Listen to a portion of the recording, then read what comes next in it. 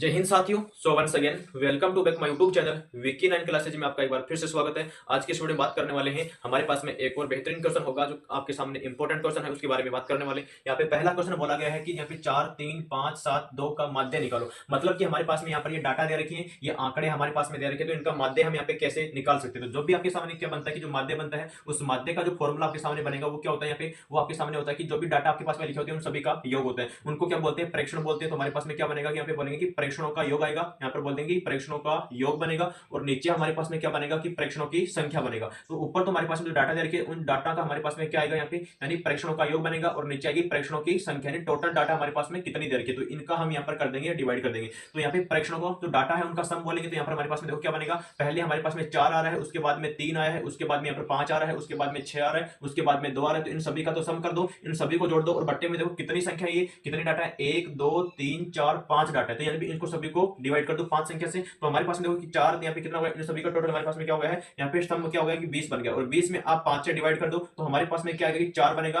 तो इस क्वेश्चन का जो हमारे पास में माध्य बनेगा, यानी जो इसका आंसर बनेगा कि वो यहाँ पे 4 बन जाएगा। 20 में 5 से डिवाइड करेंगे तो 4 बनेगा। इस प्रकार से इस क्वेश्चन का माध्य आप लोग निकाल सकते हैं। क्वेश्चन नंबर 2 में बोला गया यहाँ पे कि जो संख्या दे रखी है, जो आंकड़े आपके पास में दे रखे 5 7 8 9 4 3 का माध्य निकालो। इनका माध्य हम कैसे निकाल सकते हैं, तो माध्य का निकालने का तरीका हमारे पास में यही है जो हमने आपको इधर वाले में बताया कि जो माध्य होता है उसका आपको कैसे निकालेंगे। तो पहले बोलेंगे कि प्रेक्षणों का योग करेंगे। तो यहाँ पर आपके सामने क्या बनेगा कि प्रेक्षणों का, यहाँ पे आपके सामने क्या बनेगा कि प्रेक्षणों का यहाँ पर आएगा योग, और बट्टे में क्या आएगा, प्रेक्षणों की संख्या आएगी। यानी जो डाटा आपके पास में दे रखी है उनका यहाँ पे आपको पहले सम करना है और उसकी संख्या से उसको डिवाइड कर देना है, तो आपके सामने क्या बन जाएगा, इसका माध्य निकल जाएगा। तो हमने क्या बोला कि प्रेक्षणों का योग बट्टे प्रेक्षणों की संख्या आ गई। तो यहाँ पे पहले देखो डाटा हमारे पास में क्या बना, पहले 5 आ रहा है, उसके बाद में 7 आ रहा है, उसके बाद में यहाँ पे 8 आ रहा है, उसके बाद में 9 आ रहा है, उसके बाद में 4 आ रहा है, उसके बाद में 3 आ रहा है। इन सभी का योग कर दो, और बट्टे में कितनी संख्या है, 1 2 3 4 5 6 संख्या, तो 6 का यहाँ पे डिवाइड कर दो। तो यहाँ पे हमारे पास में क्या बनेगा कि इन सभी का टोटल करते हैं तो हमारे पास में क्या बनेगा, ये इनका सम आ रहा है हमारे पास में 36 आ रहा है, कि यहाँ पे क्या आएगा 36 आएगा, और यहाँ पे इसके अंदर अपन 6 से डिवाइड कर देंगे। तो हमारे पास में जो आंसर बनेगा वो हमारे पास में क्या आएगा